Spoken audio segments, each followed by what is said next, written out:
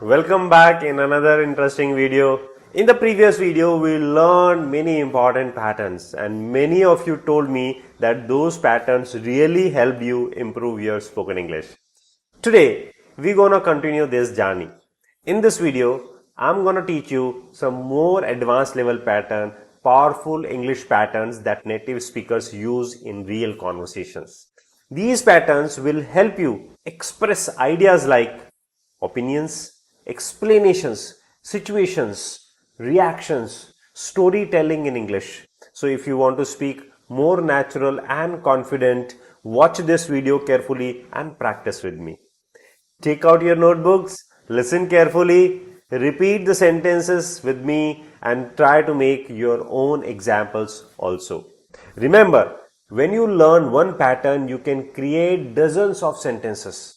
So without wasting any time, let's start with the patterns. Make sure you watch the video till the end because at the end, I'll also share a short story using many of these patterns so that you can see how they are actually used in real life. So are you ready? Chaliye, let's get started. So we have the first pattern. At first, then. मतलब पहले ऐसा था, फिर ऐसा हो गया. तो at first, I was nervous. Then I became confident. यानी कि पहले मैं नर्वस था, फिर मैं कॉन्फिडेंट हो गया. At first he refused, then he agreed. यानी कि पहले तो उसने मना कर दिया, फिर बाद में वो राजी हो गया. At first the work was difficult, then it became easy. मतलब पहले तो काम थोड़ा सा मुश्किल था, बाद में वो आसान हो गया. तो at first, then. पहले ऐसा था, फिर ऐसा हो गया. बहुत सारी चीजें आपके साथ भी ऐसे होती है जो शुरू में हमारे लिए मुश्किल होती है, फिर धीरे धीरे होते थे. At first the English was difficult, then it became easy. यानी कि पहले हमारे लिए इंग्लिश डिफिकल्ट थी, लेकिन बाद में वो इजी हो गई. Right. Next pattern we have is in the end. In the end का मतलब हो गया अंत में. In the end we solve the problem. यानी कि अंत में हमने प्रॉब्लम सॉल्व कर लिया. In the end the team won the match. यानी कि अंत में जो है टीम मैच जीत गई. इन the and everything worked out. अंत में जो है सब काम ठीक हो गया, यानी कि सब काम पूरा हो गया. So now the thing is in the and मतलब लास्ट में. बोलते ना अंत भला तो सब भला. Everything is well that ends well. तो इन द एंड मतलब हो गया अंत में. Eventually you can say, ultimately you can say, finally you can say, या इन द एंड अंत में ऐसा हो गया. Next pattern we have is all of a sudden. All of a sudden का मतलब होता है अचानक, suddenly. All of a sudden the lights went off. मतलब अचानक से जो है लाइट्स जो है पावर चला गया. All of a sudden he started laughing. अचानक से उसने हंसना शुरू कर दिया, यानी कि हंसाने से वह हंस पड़ा. All of a sudden the phone rang. यानी कि अचानक से फोन बजा. तो ऑल ऑफ अ सडन जैसे बोलते हैं ना, ऑल ऑफ अ सडन वो एकदम मेरे सामने आ गया, अचानक से वो फिसल गया, अचानक से वो टूट गया. तो कोई भी चीज जो ऑल ऑफ अ सडन यानी कि अचानक से हो गई है, तो ये पैटर्न भी आपको प्रैक्टिस करने हैं. Next is for the time being. ये सबसे अच्छा पैटर्न है.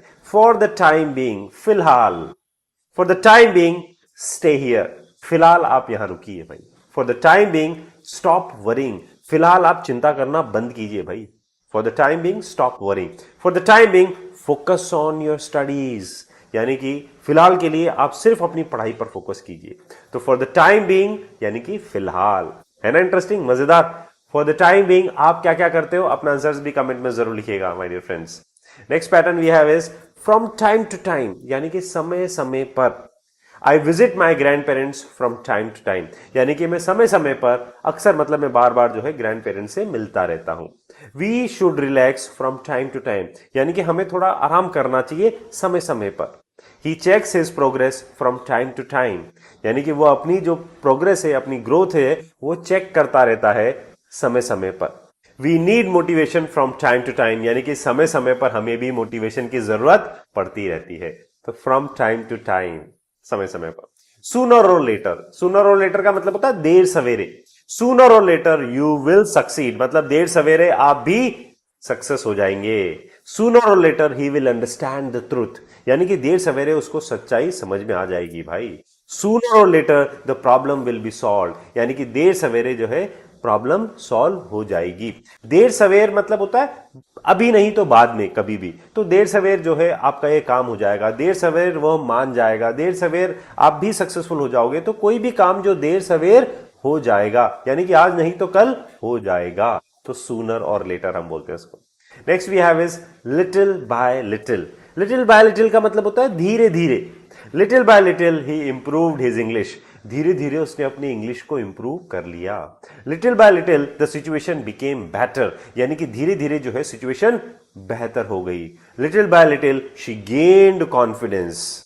आई am sure you are also gaining confidence. तो धीरे धीरे उसने अपना कॉन्फिडेंस हासिल किया, यानी कि उसने अपना कॉन्फिडेंस बढ़ाया। तो little by little you improve your English fluency, मतलब धीरे धीरे आप अपनी इंग्लिश की फ्लुएंसी को इंप्रूव करते हो। तो लिटिल बाय लिटिल का मतलब होता है धीरे धीरे। Next pattern we have is step by step, कदम कदम। Learn English step by step, यानी कि धीरे धीरे करके, स्टेप बाय स्टेप, एक एक स्टेप करके आप सीखिए, that is Kadam Kadam. So learn English step by step, solve the problem step by step, improve your skills step by step, यानी कि कदम कदम करके जो है आप अपनी प्रॉब्लम को सॉल्व कीजिए, अपनी इंग्लिश को इंप्रूव कीजिए और अपने स्किल्स को डेवलप कीजिए। तो स्टेप बाय स्टेप, ये भी एक बहुत अच्छा पैटर्न है। नेक्स्ट इज लंबे समय में। अगर हमें बोलना है कि यार जैसे लंबे समय में ईमानदारी ही काम आती है, लंबे समय में जो आपकी मेहनत ही जो है ना वो आपको सक्सेस दिलाती है, लंबे समय में पेशेंस ही आपका सबसे इंपॉर्टेंट होता है। तो कैसे बोलेंगे इन सेंटेंस को? इन द लॉन्ग रन, लंबे समय में। तो in the long run honesty page of, in the long run hard work brings success, in the long run patience is important, यानी कि लंबे समय में आपका पेशेंस जो है ना वो बहुत इंपॉर्टेंट होता है। Next pattern we have is at the moment. At the moment मतलब होता है इस समय। At the moment I am busy, यानी कि इस समय मैं बिजी हूं भाई। At the moment we are waiting for the results, यानी कि इस समय हम जो है रिजल्ट्स का इंतजार कर रहे हैं। Eight the moment she is studying, इस समय जो है वो पढ़ाई कर रही है। Eight the moment he is working with Reliance, यानी कि वो रिलायंस के साथ काम कर रहा था। इस समय जो है वो ये काम हो रहा है या ये काम कर रहा है। आप क्या क्या कर रहे हो इस समय? अपना आंसर्स भी कमेंट में आप लिख सकते हैं। Next is in the meantime, again wonderful pattern. In the meantime, इस बीच, in the meantime finish your homework, मतलब जब तक मैं आता हूं इस बीच तुम अपना होमवर्क फिनिश कर दो। In the meantime wait here, इस बीच जो है आप यहां इंतजार कीजिए, जब तक खाना बन रहा है ना इस बीच आप यहां पे इंतजार कीजिए। इन the mean time prepare the documents, यानी कि जब तक आपकी इंटरव्यू शुरू होता है, इन the mean time prepare the documents, इस बीच जो है आपने डॉक्यूमेंट्स तैयार कर लीजिए। तो इन द मीन टाइम मतलब इस बीच। वंडरफुल। जो हम बहुत दो चीजें एक साथ कर रहे होते हैं, तो भाई ये चीज चल रही है, इस बीच आप ये कर लीजिए। जैसे वो ये काम कर रहा है, इस बीच आप ये कर लीजिए। इस बीच वाले सेंटेंसेस में हम क्या यूज करते हैं? इन द मीन टाइम, याद रखिएगा। नेक्स्ट इज दैट्स व्हाई, इसीलिए तो भाई, that's why I called you, इसीलिए तो मैंने तुम्हें कॉल किया। That's why he failed the exam, इसीलिए तो वो एग्जाम में फेल हो गया। That's why she left early, इसीलिए वो जल्दी चली गई भाई। उसने किसी ने उससे बात ही नहीं करी, इसलिए वो जल्दी चली गई। तो that's why she left early, that's why he failed the exam, that's why I called you, that's why you are improving, because you're learning patterns, that's why you're improving. So that's why मतलब इसलिए, right? Similarly we have that's how. That's how का मतलब होता है ऐसे। That's how we learn English. ऐसे हमने English सीखी भाई। That's how he solved the problem. ऐसे उसने इस प्रॉब्लम को सॉल्व किया। That's how the idea started. इस तरह से ये पूरा आइडिया जो है वो शुरू हुआ। तो that's how तरीका बता रहे हो आप इसमें कैसे हुआ। Now इसी तरह से होता है that's when. That's when का मतलब होता है तब। That's when I realized the truth. यानी कि तब मुझे जो है सच्चाई का पता चला भाई। That's when the meeting started. तब जाके जो है ना मीटिंग शुरू हुई। जब लाइट आई, सब कुछ हुआ, तब जाके जो है मीटिंग शुरू हुई। That's when the meeting started. That's when she smiled. जब उसने जोक सुनाया ना तब वो मुस्कुराई। That's when she smiled. So that's when. Similarly, we have that's where. That's where मतलब वहीं। That's where we met. अरे ये तो वही जगह है यार। That's where we met, जहां पर हम मिले या वहीं पर हम मिले। That's where the problem began. वहीं पर प्रॉब्लम शुरू हो गई, क्योंकि दोनों के ओपिनियन अलग अलग थे। और that's where the problem began, और वहीं पर प्रॉब्लम शुरू हो गई। That's where he learned the skill. वहीं पर उसने वो स्किल सीखा। So that's where मतलब वहीं पर। Right? And another very interesting pattern that's why I think, इसलिए मुझे ऐसा लगता है, that's why I think he is right, इसलिए मुझे ऐसा लगता है कि यार वो सही है, that's why I think we should try again, इसलिए मुझे ऐसा लगता है कि यार हमें दोबारा से कोशिश करनी चाहिए, that's why I think the plan will work, इसीलिए मुझे ऐसा लगता है कि ये प्लान काम करेगा।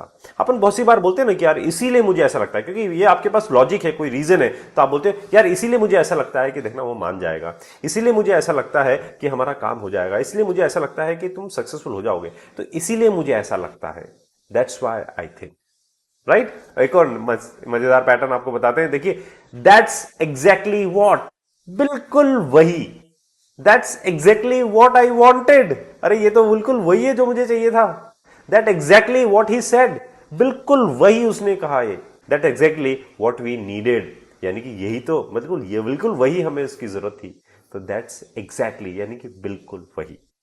Next is that's the reason why, that's the reason why मतलब यही कारण है भाई, that's the reason why he left the job, यही कारण है भाई उसने जो जॉब छोड़ दिया, that's the reason why we were late, यही कारण है कि हम लेट हो गए थे, that's the reason why she succeeded, यही कारण है कि वह सक्सीड हो गई, तो दैट्स द रीजन व्हाई मतलब यही कारण है जिसकी वजह से ऐसा हुआ। तो आपके भी बहुत सारे काम होते हैं जो किसी कारण की वजह से होता है कि भाई यही कारण है जिसकी वजह से मैं टाइम पर नहीं पहुंच पाया, यही कारण है कि जिसकी वजह से मुझे जॉब मिली, यही कारण है जिसकी वजह से ऐसा हुआ, तो यही कारण है, that's the reason why, right? Next is we have that's the way, that's the way मतलब यही तरीका है, that's the way we solve problems, यानी कि ये वही तरीका है जिससे हम प्रॉब्लम सॉल्व करते हैं, that's the way he teachers English, ये यही तरीका है जिससे वो इंग्लिश पढ़ाते हैं, that's the way success comes, यही तरीका है जिससे सक्सेस आती है बॉस, तो दैट्स द वे मतलब यही तरीका है। Next pattern we have is it all started when, यानी कि ये सब शुरू हुआ जब हमने ऐसा किया, यानी कि it all started when I met him, यानी कि ये सब शुरू हुआ जब मैं उससे मिला, it all started when the idea came to me, यानी कि ये सब शुरू हुआ जब मेरे दिमाग में वो आइडिया आया, it all started when we launched the project, ये जब शुरू हुआ जब हमने प्रोजेक्ट लॉन्च किया। तो कोई भी चीज जो शुरू हुई ना, कोई भी चीज कि यार ये सारा झगड़ा तब शुरू हुआ जब हमने अलग से कंपनी खोल ली, या ये झगड़ा सब शुरू हुआ जब मैं उसे दूसरी बार मिला, तो कोई भी काम कब से शुरू हुआ, तो इट ऑल स्टार्टेड व्हेन, तो ये सब शुरू हुआ जब, this is the pattern. Next is आप किसी चीज को देखते हो या किसी इंसान से जब आप मिलते हो तो आपको कुछ याद आता है, ठीक है ना, तो इसको हम कैसे बोलेंगे, दैट रिमाइंड्स मी, यानी कि इससे याद आया, that reminds me of our trip, इससे याद आया हमें हमारा ट्रिप के बारे में, that reminds me I need to call him, यानी कि इससे याद आया कि मुझे उससे कॉल करने की जरूरत है, that reminds me of my childhood, इससे मुझे अपने बचपन की याद आई, तो यानी कि इससे याद आया, that reminds me, right?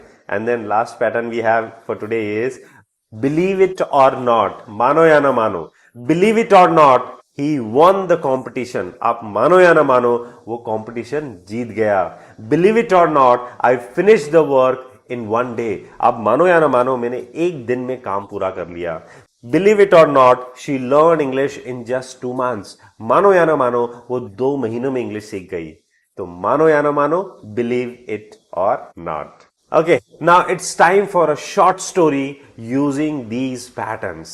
Now listen to me carefully, all of you. So here's the story. Believe it or not, Rohit was once very afraid of speaking English. At first, he avoided speaking in class and he always stayed quiet. As far as he knew, English was very difficult and he thought he would never learn it. But one day, his teacher told him something very important. The more you practice, the more confident you become. Rohit decided to follow this advice. From time to time, he practiced speaking with his friends. Little by little, his confidence started to grow.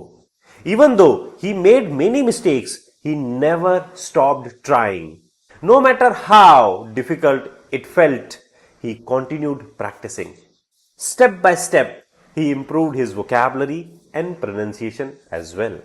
All of a sudden, one day, the teacher asked him a question in class.